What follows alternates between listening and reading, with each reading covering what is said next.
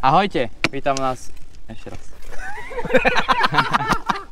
Ahojte, vítam vás pri našom ďalšom videu a dnes si predstavíme túto bielú krásku, ktorú tu máme. Viac o nej nám povie jej majiteľ. Ahoj Marian, vítam ťa u nás. Ahojte všetci, zdravím vás. Marian pochádza zo Sečoviec, takže sa poznáme už dlhšie. Vieme, že po takomto aute vždy túžil a pred rokom? Pred rokom si splnil svoj sen. Dovezol si túto krásku. Tak čo tu máme konkrétne za objem a za model? Ford Mustang 324 kW, 5 liter, 8 válec z roku 2015, pred faceliftová, lebo následne prišiel ten facelift. Čiže žiadny EcoBoost, žiadny turba? EcoBoost, nie, je to pekná atmosféra. A manuál? A manuál, presne takže tak. Preto toto auto máme. Hlavne kvôli tomu manuálu, keďže sú ojedinelé. Odkiaľ bolo auto dovezené? Auto bolo dovezené z Ameriky, takže je to americká verzia. A ja som ho v podstate kúpil tu od chlapca z Michaloviec, ktorý to auto doviezol, ale je to originál Amerika. Teda toto bol tvoj cieľ? V takejto bielej farbe a v tejto úprave? Akože na farbe mi až tak nezáležalo. Skôr mi išlo o to, že by to bola tá predfaceliftovka. A po komunikácii aj s kamarátmi a tak ďalej, že čo je lepšie, či automat, či manuál, tak som sa rozhodol pre manuál, lebo jak si hovoril, je to ojedinelé. A je to väčšia sranda s manuálom, jasné, hej, medzi plyny všetko. Bol tam rozdiel v cene, že je to manuál, automat, ktoré sa pohybujú vyššie? Vyššie sa pohybujú automaty. To je zaujímavé. Je to zaujímavé, ale na to, že toto je ojedinelé auto s manuálom, tak automaty sú drahšie. Tak Američania to preferujú asi. Američania to preferujú a aj tu na Slovensku to preferujú ľudia, lebo vieš, je to zadokolka a veľa ľudí sa bojí toho manuálu kvôli tomu, že máš to viac vo svojich rukách a takto to môže prehrotiť, prestreliť a potom ustreliť. Sú tie videá, áno. Hej, a potom ustreliť, machine killer. Hej, takže. Presne. Keďže toto auto bolo dovezené z Ameriky, bolo treba zmeniť niečo ako svetla alebo nejaké veci? Ako to je teraz momentálne? V podstate tam sa menila kabela, že menili sa svetla kus za kus, ale nejakým spôsobom sa tam menila elektrika. Na zadných svetlách hlavne, lebo v podstate zadné svetla sú červené a v Amerike sú tie červené smerovky.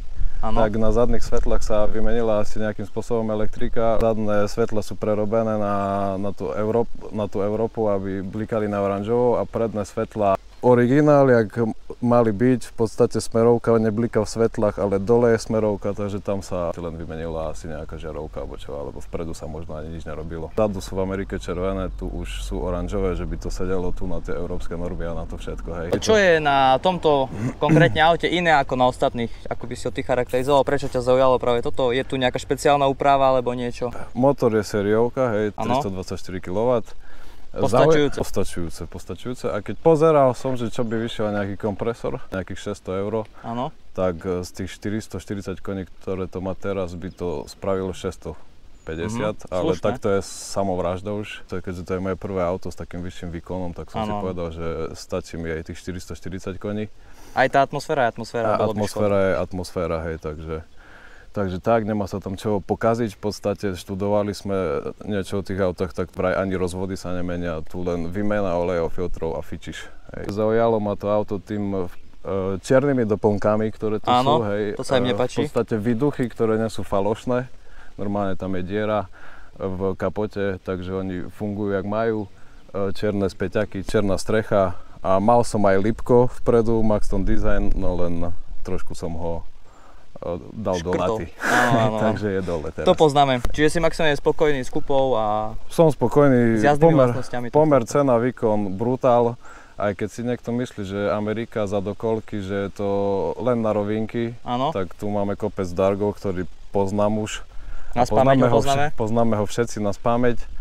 Tak drží to jak šialené, lebo vzadu mám široké pneumatiky, tu sú dvojrozmery, vzadu mám 275 35 a vpredu mám 255 35, takže vzadu sú širšie pneumatiky a to drží jak... Koľko sezón ti vydržia taká sada pneumatika? Keďže sa snažím trošku šetriť tie pneumatiky, lebo nestoja málo. Keď som ho kúpil, tak mi trošku hrabalo v hlave. Áno. Tak som bol aj pohrabať na aute. Pneumatiky sa za jeden deň na letisku v Trebišove zodreli tak, že trčali drôty vonku. Takže si musel vymeniť. Takže som musel vymeniť, zadné pneumatiky sú nové. Tak nám povedz len tak, koľko vyjde taký kus jednej pneumatiky. Tu mám Hankooky S1 Evo 3 vzadu, a tie ma stáli 150 € jedna guma. Jeden kus, hej? Takže Není to až také strašné. Není to také strašné. Pozeral som aj na Michelinky, ale to už bolo mimo môj rozpočet. Ja s tými Hankukmi som spokojný, bez problémov. Super, tak my sa už ideme na toto auto pozrieť zblízka. Práve nám tu prišiel aj kulturista David, ktorý nám o chvíľu predstaví svoje auto a uvidíte ho v ďalšom dieli. Určite si ukážeme zozadu ten výfuk, ktorý tam je, pretože viem, že nie je sériový. Ukážeme si aj interiér. My začneme netradične zozadu a môžeme si všimnúť tie trčajúce rúry, ktoré tu vzadu máme. Je to výfuk s elektronickými klapkami, takže dá sa trošku stíšiť.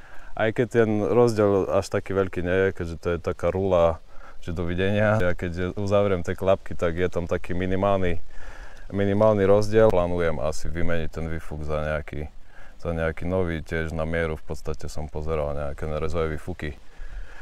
Alebo nám ho spraviť na Sečovský guru. Alebo. Ďalšia vec, ktorú si nejde nevšimnúť, je tento nádherný čierny spoiler, teda krídlo. Keďže som bol poučený, že spoiler je, keď je vlastne spojený s karosériou a krídlo je, keď to má rozdelené. Toto krídlo bolo originál, alebo bolo dorabané? Nevieš, ako to bolo? Dorabané. Toto na tých Mustangoch není. RTR má nejaký podobné krídlo, spoiler som išiel povedať. Podobné krídlo. A v podstate predná maska, kde sa dostaneme o chvíľu, tak to takisto nie je originál, ale ja som tam mal. Mám ledky také trojuholníkové, ktoré večer svietia a svietili, len už začali dochádzať tie ledky. Aha, v tých výduchoch? Hej, v tých výduchoch. Škoda. Tak chcel by som tú masku dať do kopy, lebo vyzeralo to veľmi dobre. Tu už máme kolesa. Veľkosť týchto kolies sú R19, tak? 19-ky, áno. Áno, originál predpokladám. Originál. Mustang Fordiacké. Aj Fordiacké páčia sa mi, takže ani nemám v úmysle ich meniť, lebo pasujú tu na to auto tak, jak sú. Výborne brzdia. Bol som na škole Šmiku a tam aj inštruktor, ktorý bol so mnou, hovoril, že masakrálne to brzdí, lebo sú čerstvo vymenené. Jediná vec, ktorá na tých amerických autách je taká, že keď to chceš servisovať, tak je trošku problém s dielami. Ja som to dával do Fordu robiť, lebo nevedel som, kto by mi to tak spravil, že by to bolo ok. V tom Forde mali problém zohnať tie diely, objednal mi tie kotuče, potom po 2 týždňoch mi volal, že prišli zlé, objednal ďalšie, na tie ďalšie sa čakalo asi 4 týždne. Takže Človek si počka. Ale potom to stojí za to. A potom to stojí za to, ale v servise bolo kvôli predným brzdám asi 6 týždňov, 7. Výduchy, ktoré tu máme, vlastne slúžia na to, aby odvádzali ten teplý vzduch spod tej kapoty preč. Áno, nie sú fejkové, lebo niekto si to dáva jak okrasu, nejaké fejkové. Áno, a je to zaslepené. A je to zaslepené, ale tu normálne, keď otvoríš kapotu, tak zo spodu je diera, takže sú originál. Vpredu si môžeme všimnúť, že nemáme žiadny znak. Asi inkognito, čiže málo kto vie, o aké auto sa jedná, keď ho obehuješ. A chýba nám tam tá kobylka vpredu. Tu sme sa práve bavili o tých štvorčekoch, tu na teda trojuholníkoch vpredu, ktoré svietia. Hej, oni svietia, len teraz sú odpojené, lebo v podstate už neviem odkedy je tá maska na aute a už postupne mi prestávali svietiť, už len preblikovali, alebo časti tých trojuholníkov už nesvietili. Tak som sa rozhodol, aby to vyzeralo lepšie, tak som to odpojil na čas, ale jak som hovoril, mám v pláne to dať dokopy, lebo vyzeralo to brutálne. Hej. Tam je teda ledka nejaká? A tu tak je v podstate, ten celý trojuholník je ledka a toto celé svietilo večer. Super. Je to na štýl RTR, lebo keď si pozrieš RTR Mustangy, tak oni majú tie také ledkové masky a vyzerá to veľmi dobre večer. Tak ako už vieme, Marian je hudobný virtuós a teraz si ukážeme jeho hudobný nástroj, na ktorý hrá. Tu je ten spomínaný motor, naozaj atmosféra, nejde si nevšimnúť ten nadpis, hej, Power by Ford. Akože dobré. Nemáš problém s prehrievaním tohto motora? Vôbec. Olej sa zohrieva tak, jak má. Motor tiež stále zohriatý v norme, takže bez problémov. Hej. Sála z toho síce väčšie teplo, keď máš nejaký menší objem. Hej. Menší je u neho taký 3 liter. Keď sa to zohreje, tak masaker, aké to je teple, ale všetko je v norme. V podstate tie výduchy, neviem, či ich bude vidno. Áno. Tak tu sú výduchy, ktoré sú fakt reálne. Super. Nejakých 530 Nm, krúťak. Som sa chcel opýtať práve na to ťažisko. Tým, že je tu taký ťažký motor, je to auto vyvážené? Nejde to fakt naozaj stále do toho driftu, ako to bolo u tých starých? Ja už nestačím. Skadzi paru zoberem. tie staré boli fakt len na tie rovinky, ale po tom roku a 10 000 km som už na tom nalietal a aj po zakrutách. Ťažisko je vyvážené, aj keď ten motor je vpredu a drží to solidne, takže sa s tým už vyhrali. Takže sa s tým vyhrali a je to jazditeľné aj po zakrutách. Super, veď, po chvíľu si to skúšame. Keď si vypneš kontrolu trakcie, tak ale nie je problém to dostať do driftu. No tak už pri vypnutej kontrole trakcie tam mám v podstate tie módy jazdné a mám tam mód track a to ti vypne úplne trakciu a to už je nezastaviteľné. To už je hard track. Už sedíme v interiéri tohto auta, čo musím oceniť, že to auto je biele a naozaj tu nie je až tak horúco, lebo pred chvíľou som sedel v mojom čiernom, ktoré sa nahrialo a tu naozaj na to, že sú čierne kožené sedačky, tak sa mi tu sadalo úplne v pohode a pritom sme na samej paľave, hej, tu na pod slnkom. Často sa hovorí o tých Mustangoch, že tie interiéry sú také americké, že to je všetko, hej, iba taký lacný plast. Tak povedz ty, že čo si o tom myslíš? Tak ja som vedel, že v tej Amerike nebude nejaká kvalitka, hej, jak v nejakých nemeckých autách.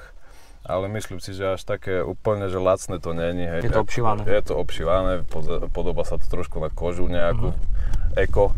Čo je iné v tom, tak hlavne toto tu je iné, hej, je to manuál. Toto máme radi. Má to, keď už ti je veľmi teplo alebo veľmi dlho stojí auto na tom slnku, tak koža je koža a je čierna, tak mám tu odvetrované sedačky. Aha. Sú vyhrievané aj odvetrované, ale to vyhrievanie veľmi nepoužívam, keďže v zime auto stojí, ale odvetrávanie je bohovské, keď ti trošku prifukuje. Nevidno, to bude vidno, keď naštartujeme, že ten ukazovateľ hlavný je v míľach. Je tam taký mini ukazovateľ v kilometroch za hodinu, že som nebol pomýlený a neišiel 60 mil za hodinu po dedine a pritom realita je, že idem 100. Jediné niečo iné, ako v tých európskych, je ten ukazovateľ asi. A toto tu hlavne, že je to manuál, lebo tých je fakt málo, väčšina ľudí. A normálna ručná. A normálna ručná, presne tak. Štartuješ teda tu? Štartovanie bezkľúčové, odomykanie bezkľúčové. Páči sa mi, že to nemá ešte tie tlačítkové dristy, ale všetko je tu v podstate si volíš módy, hej, jazdné. Si toto auto naštartujeme a vyrazíme na jazdu. Dobre, vy čo máte slúchadlá, poprosím vás teraz si dajte svoje telefóny na najvyšší stupeň hlasitosti. Vyskočí vám upozornenie, že môže sa vám poškodiť zvuk, ale vy to zrušte a dajte si to naplno, lebo toto bude veľmi slabo počuť.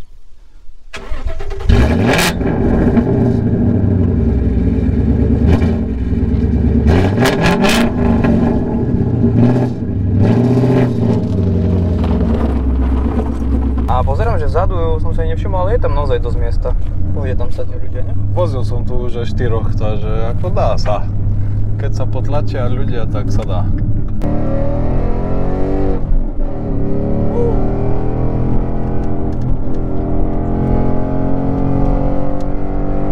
Zvuk tu vo vnútri je naozaj dosť počuť, ale nie je to nič neznesiteľné.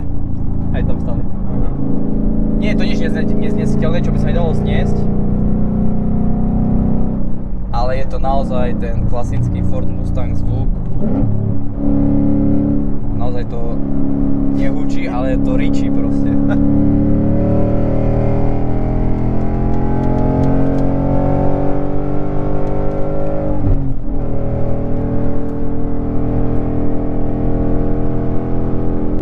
Auto drží naozaj dosť dobre.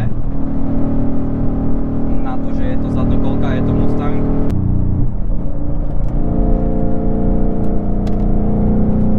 No a užite si ten zvuk.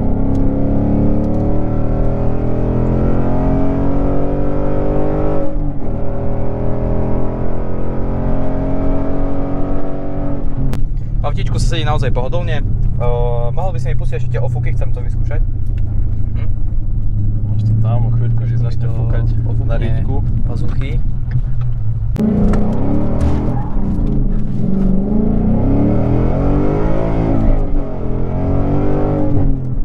Takže je trakčná zapnutá, hej. Keď človek chce, tak to urve aj s trakčnou, aj keď nechce, ale keď vypne sa tá trakčná, tak naozaj to auto by nezrovnal tak rýchlo a musel by sa s tým pohrať dlhšie.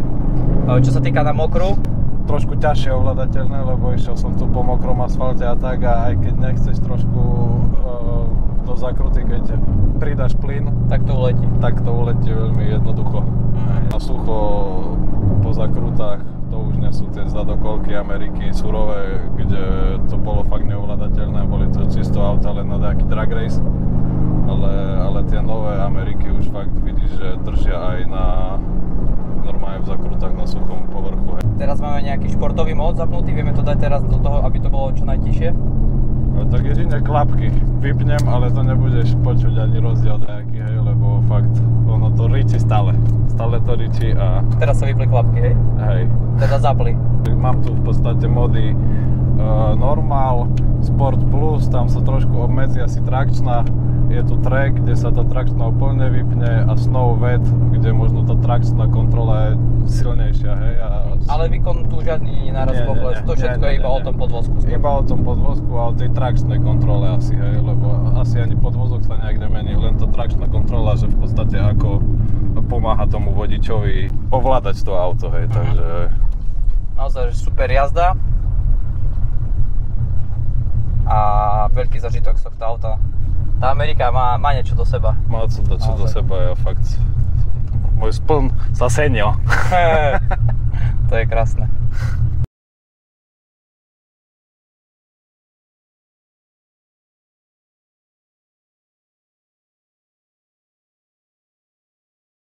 Povedz ešte dajakú príhodu. Ani si moja, potom neviem čo.